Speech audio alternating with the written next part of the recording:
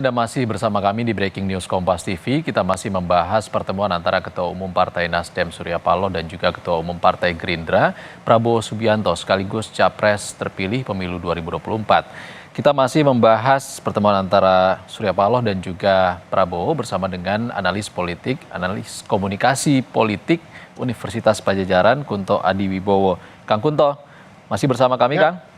siap masih Kang Ihsan. Kang, tadi kata kunci yang disampaikan oleh Prabowo Subianto adalah soal rekonsiliasi setelah pemilu 2024 berakhir. Dan ini juga dijawab tadi, sedikit saja dijawab oleh Surya Paloh sebelum ia masuk kembali ke kantor Nasdem. Ini adalah kesempatannya 50-50 untuk bergabung dengan pemerintahan Prabowo Gibran kelak. Anda membacanya seperti apa setelah pertemuan ini? Iya, paling tidak pertemuan ini punya beberapa efek, Kang. Yang pertama adalah efek ke barisan yang pendukung 01 gitu kan. Mereka pasti akan saling apa ya, saling curiga sekarang gitu kan, saling kemudian melihat dan ancang-ancang siapa yang akan duluan bergabung dengan koalisi pemerintahan, apakah Nasdem atau justru PKB yang kemarin dititipin salam dari Pak Jokowi, atau justru PKS yang diam-diam menghanyutkan gitu. Jadi menurut saya ini punya efek lebih kepada konstelasi politik di antara partai-partai yang ada di dalam 01 gitu. Dan kemudian yang kedua ini juga akan berdampak pada bagaimana bergulirnya hak angket gitu kan. Karena ya pasti kalau sudah ada pertemuan seperti ini, masing-masing yang menginisiasi hak angket juga akan berhenti sejenak dan kemudian memeriksa kepentingan-kepentingan dan motivasi mereka. Apakah motivasi mereka memadai untuk kemudian melanjutkan ini sendirian? Bagaimana kalau Nasdem tiba-tiba berhenti di tengah jalan dan meninggalkan mereka? Nah itu juga pasti akan menjadi pertimbangan gitu. Dan menurut saya tadi juga sudah bilang di awal pasti pidatonya akan lebih normatif, tapi paling tidak ada rekonsiliasi dan betul ada soal persatuan. Dan yang diulas oleh Pak Prabowo berkali-kali adalah soal memperbaiki demokrasi, memperbaiki sistem pemilihan umum, dan menurut saya ini yang kemudian pantas kemudian kita tunggu sebenarnya apa sih perbaikan seperti apa dan visi yang seperti apa yang dibayangkan oleh Pak Prabowo untuk pemilu-pemilu selanjutnya gitu Mas. Kalau dari sejumlah parpol yang mengusung capres lain, Kang Kunto, tadi Anda sudah menyebutkan dari 01 ada Nasdem dan juga PKB dan juga PKS yang kemungkinannya paling besar ini Nasdem kah? Atau ada kemungkinan partai lain duluan nanti yang bergabung di Prabowo Gibran? Ya, saya akan pakai bahasanya Pak Surya Paloh aja, semuanya 50-50 ini Mas. Gitu. Karena bisa jadi PKB lewat jalur Pak Jokowi, bisa jadi Nasdem lewat jalur Pak Prabowo, atau PKS yang lewat jalur langit, kita nggak tahu kan gitu. Jadi ketiga-tiganya masih punya peluang untuk bertahan maupun untuk kemudian berjalan bersama partai koalisi pemerintah gitu kan.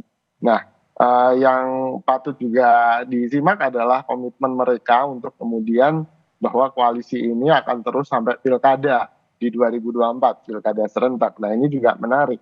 Ketika akhirnya mereka memutuskan bergabung, apakah koalisi yang sampai pilkada itu terus ada, atau bagaimana nih ceritanya gitu. Karena menurut saya juga agak rumit kalau sampai pilkada dan ada ratusan pilkada, koalisi ini terus ada gitu. Cuman ya kita lihat saja nanti Mas gitu.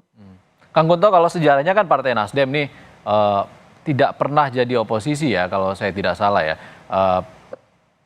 10 tahun bersama Pak Jokowi juga bergabung dengan pemerintahan. Jadi kemungkinannya mungkin ada 70-30 nggak?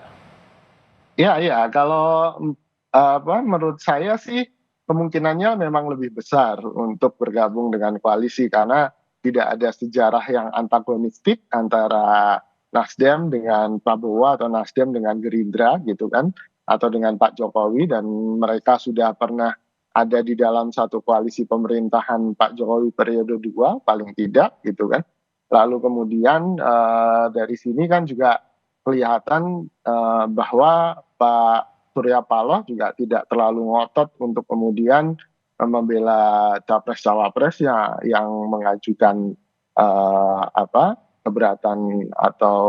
keberatan atas hasil pemilu ini ke MK gitu. Jadi menurut saya kemungkinan besar ya ke Nasdem akan bergabung, tapi ya mungkin 70-30 atau bahkan 75-25 lah, Kang Iksan. Oke, kalau Anda membacanya kenapa Nasdem ini lebih dulu? Tadi kita belum selesai membahas ini. Apalagi Nasdem ini adalah partai pengusung pertama yang mengusung Anies Baswedan waktu itu menjadi calon presiden. Ya, kalau menurut saya karena Pak Surya Paloh yang terbuka pertama mengucapkan selamat dan menerima hasil Pilpres gitu kan. Sehingga Pak Prabowo menurut ya saya melihat Pak Prabowo merespon itu juga dengan cepat sehingga sifatnya lebih saling berbalas gitu kan, saling menghargai. Kemudian yang kedua tadi mereka pun juga bilang bahwa mereka berteman sudah 40 tahunan, mereka lama di Golkar bareng gitu Mas. Jadi tampaknya kedekatan itu juga akhirnya mempercair hubungan antara Pak Surya Paloh dan Pak Prabowo gitu. Dan mungkin yang ketiga kenapa Pak Prabowo ke Surya Paloh duluan karena ya jelas-jelas Surya Paloh mungkin lebih lebih terbuka ya, lebih apresiatif, lebih terbuka sehingga ya Pak Surya Paloh yang kemudian dikunjungi pertama gitu. Baik, kita tunggu sama-sama apa nanti keputusan dari para elit politik ini menyikapi rekonsiliasi yang akan dilakukan pasca pemilu 2024. Terima kasih Kunto Adiwibowo, analis komunikasi politik Universitas Padjadjaran sudah berbagi pandangan bersama kami di Breaking News Kompas TV.